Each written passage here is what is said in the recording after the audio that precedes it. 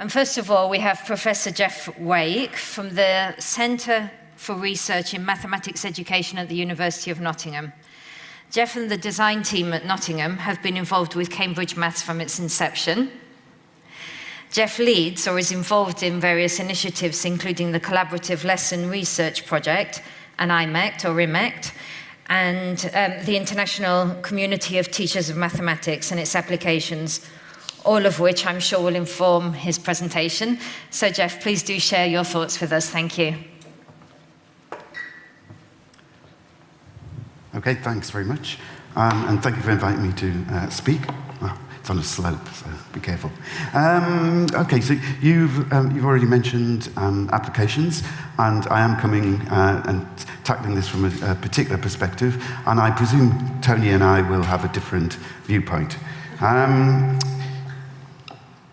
So my sub-question is, how do our individual experiences and values interact to define our views of what mathematics is? And I would just like to problematize some of the things we've heard so far this morning. And I think, Lynn, you mentioned pieces of mathematics, and there are waypoints and connections. And I'd just like to question what our view of what mathematics is, how that affects what it is that you're designing and developing, and how we take account of that. And you've done some very interesting and complex work, which is wonderful, and we can see lots of uses of it. But I think at this point of the development, it's useful to think about some of these questions. So I'd just like to go back to some of the statements you made in your manifesto in 2015. And you have 4 key areas there that you claim that the framework will address. It's coherent, it will address the issues of resources, assessment, and professional development. And so I'd just like to remind us of some of those things in a little bit more detail. And I've highlighted some of those, which don't seem to be highlighted in this version because we did a transfer from Mac to PC. I'd just like to draw attention to the first bullet point, which says it be a map of the full domain of mathematical knowledge. I just want to let us think about how we as individuals think about a domain of mathematical knowledge. And the bottom bullet point suggests that it be illustrated by indicative content and exemplar performances. And I think when we come to that issue and that of resources, then some of our personal values and understanding of what mathematics is will become apparent. And on the next page, you suggest that you allow for the description of skills and dispositions necessary for effective use of mathematics. And that's what I want to question and for us to think about in a little bit detail. And a lot of my personal work over many years has been focused around applications. And I will reveal some of my feelings about these issues. So the challenge of actually being asked to speak about this has made me think a little bit more when I've been looking at some mathematics most recently. And I'd just like to share some of those with you and just let you think about how you perceive some of the maths that I've come across in the last few weeks. And the first 2 come from mathematical problems that were posed on Twitter, where there's quite a community of maths teachers, maths educators who engage with that and make comments about how they see different aspects of maths. So here's a problem I came across a few weeks ago. I'll just let you look at that for a few moments, make sense of it. And an immediate response to that question by many on Twitter was, what a really nice, challenging problem to explore. And I was really intrigued at my own response. That was, I looked at it and I thought, well, it looks as though there's something interesting there. But I looked at it immediately and thought, well, actually, that's impossible. Because of the units that are used, would have to be used. And so dimensional analysis to me seems to be quite an important aspect of the way I see maths. But I wasn't aware of that until you set this challenge of me thinking about what mathematics is. Here's another question that was posed a real challenge for me. And again, a lot of people who responded on Twitter said, what a good question. And the big challenge for me is I do have this issue about data, that it should connect to some sort of reality.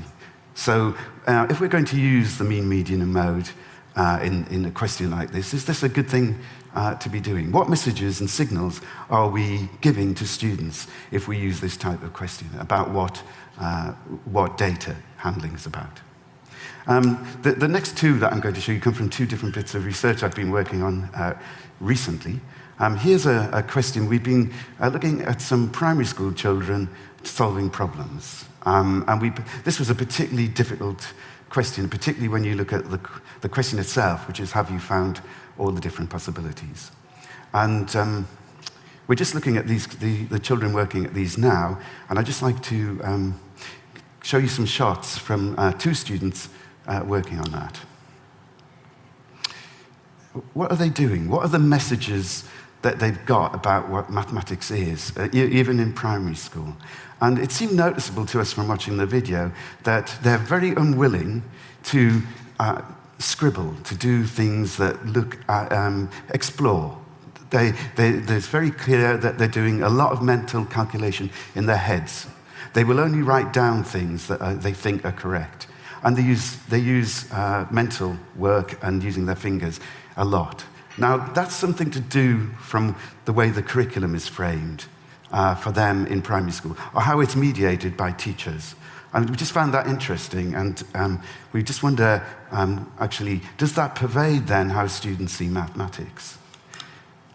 Here's a question that does come from the standards unit materials, which we're working with on another research project.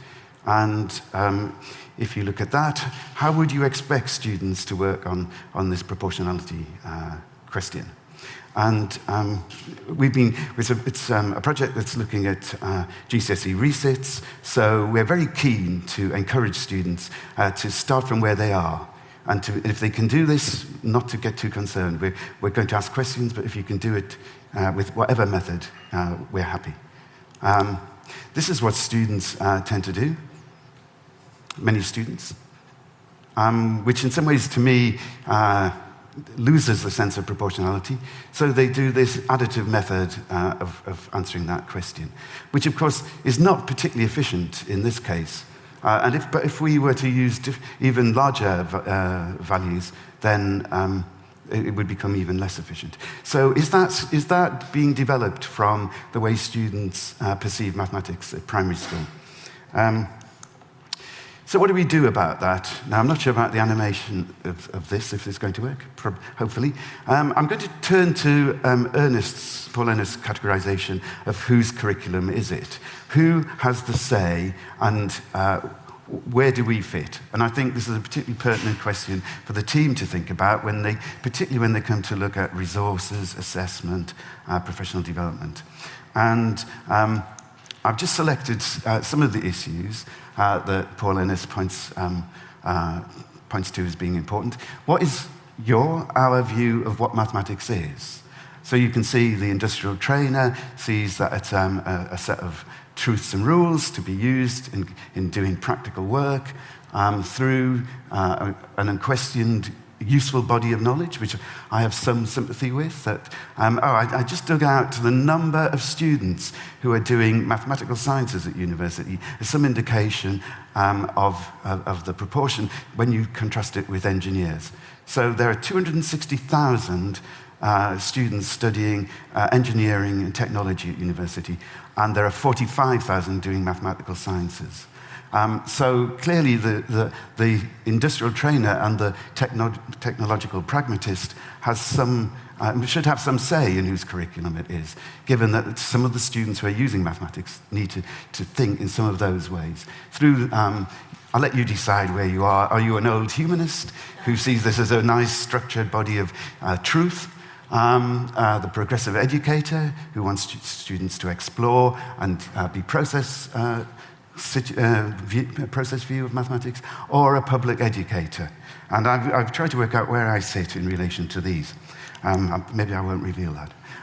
So what are your mathematical aims? Is it about back to basics, which we do here considerably from industry and CBI, for example? Is it meant to be useful? Are we capturing a cultural body of knowledge that we need to pass on? Clearly, I think we need to do all of these things.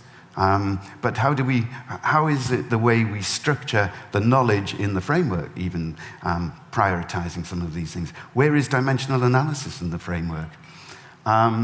And what about critical citizenship? It's quite clear that we would prefer our people that we are teaching to become critical in the sense of making sense of data, for example, particularly when it's being mined by people who might be using it for purposes we don't approve of.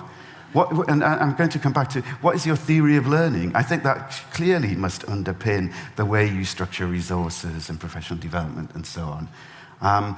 And finally, what is your theory of resources? And there's a lot of discussion about the way we teach and the way students should learn from a progressive point of view to a transmissionist point of view and direct instruction. Where do we stand on those things? How do they interact with the way we develop? And the other issue is, I think you've shown us an architecture, and the next stage is how do we communicate those things? And particularly when we think about communication, then we're making choices. And finally, I'd just like to, one theory of learning that I've engaged with in thinking about how we might have a more appropriate curriculum for people who want to use it in the world of work is to go to Etienne Wenger's theory of learning, and he suggests that we have, hopefully, we have 4 aspects of what learning is about. That it's not just about practice, it's not just about becoming proficient, that it's also about developing our identity as somebody who has a relationship with mathematics and the way we're going to engage with it. And they may be very different for university students studying mathematics through to those studying various technology subjects. It's about developing a sense of community, of becoming someone who interacts with others who use mathematics in the same sort of way as us. And it's about making meaning, that's making sense of the world around us. So we can characterize those as learning as doing, as practice, so we need to be able to do that. But we also need to think about how we might develop a curriculum that is about learning as becoming someone who engages with mathematics in different ways, that is someone who learns to belong to a sort of community that has a sense of using mathematics. So it could be a science community that uses mathematics in a very different way to maybe an engineering community. And it's about making learning as an experience. What is it that we engage students in when we do mathematics? And finally, one further slide is that he suggests that actually when we're working in this way, we're designing for learning.